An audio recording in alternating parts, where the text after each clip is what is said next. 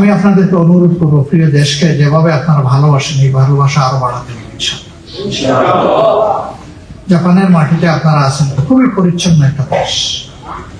শুধু রাস্তাঘাট আর আঙ্গিনা পরিচ্ছন্ন নয়, ওদের মনটাও পরিচ্ছন্ন।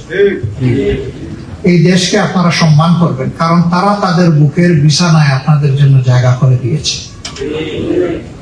আপনি ব্যবসা করুন, আপনি চাকরি করুন, আপনি লেখাপড়া করুন, এই তিন জায়গায় আমরা আছি। আপনি যেটাই করেন না কেন, তারা যদি তাদের বুকটা ওই রকম পেতে না দিত, আমরা কি সুযোগ নিতে পারতাম?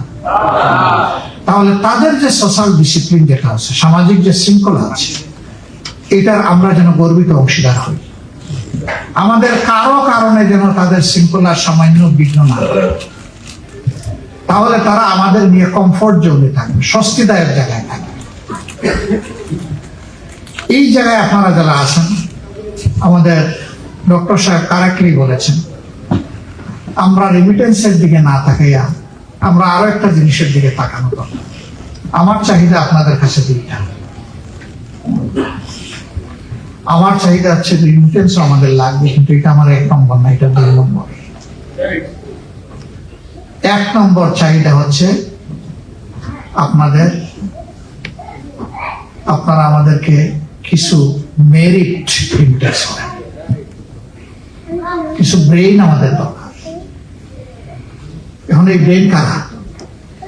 আমাদের দেশ থেকে যারা এখানে এসেছেন, লেখাপড়া করেছেন, বিভিন্ন সার্ভিসে আছেন, তাদের মধ্য থেকে কিছু মানুষকে আমরা অবশ্যই চিনি। প্রথমটা হচ্ছে ইন্টেলেকচুয়াল রিমিটেন্স, দ্বিতীয়টা হচ্ছে ফিনান্সিয়াল রিমিটেন্স। দ্বিতীয় আমার কাছে 1 নম্বর। যদি একটা জাতি মরালি এবং ইন্টেলেকচুয়ালি আগাইতে পারে, তার আর রেমিটেন্সের বেশি দরকার পড়বে না ইনশাআল্লাহ। কিন্তু এই জায়গা যদি দুর্বল থাকে, সারা দুনিয়া থেকে ভিক্ষা করে এনেও জাতির পেট পরাম চলে। আমরা এই জিনিসটাই আপনাদের কাছে চাই। বিশেষ করে লেখাপড়া এবং গবেষণায় যারা আছে, তারা নিজেদেরকে ইনশাআল্লাহ 2টা এক্সেলেন্সি নিয়ে যাবেন দেশে ফিরে, অথবা এখানে থেকেও কন্ট্রিবিউট করবেন এজ ইউ লাইক। একটা হচ্ছে আপনার মোরাল এক্সেলেন্স, আর একটা হচ্ছে আপনার একাডেমিক এক্সেলেন্স।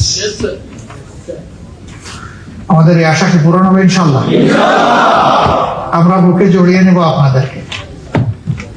আমরা আমাদের বগি আছে, ইঞ্জিনও আছে, কিন্তু ককপিটে বসানোর মতো ক্যাপ্টেন নেই আমাদের ক্যাপ্টেনের অভাব। এই অভাবটা সারা দুনিয়া থেকে ইনশাআল্লাহ আমরা চেয়ে নিব এবং পূরণ করবো ইনশাআল্লাহ। আল্লাহ যা রিজিক দিয়েছেন ভাগ বাটোয়ারা করে খাবো, কোনো অসুবিধা নেই, একসাথে থাকবো।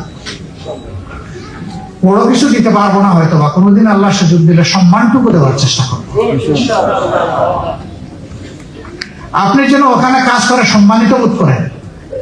বহু বন্ধু ভাই দিয়েছেন বড় আশা নিয়ে দেশে কাজ করার, একটা শাইনিং ফেস নিয়ে ফেরার সময় একটা ফেড ফেস নিয়ে তিনি ফিরেছেন, মনের যন্ত্রণা নিয়ে, আক্ষেপ নিয়ে।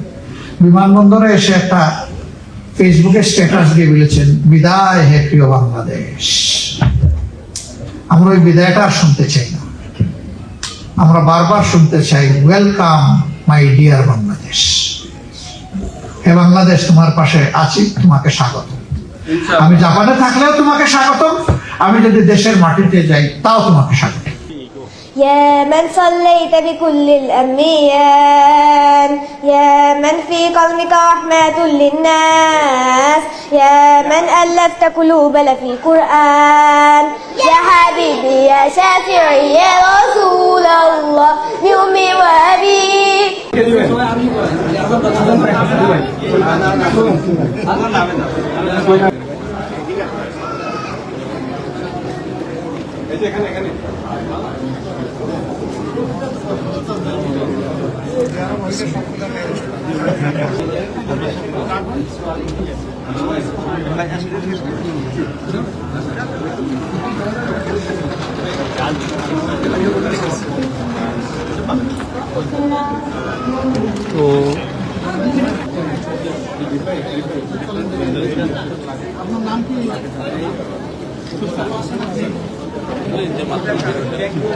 যে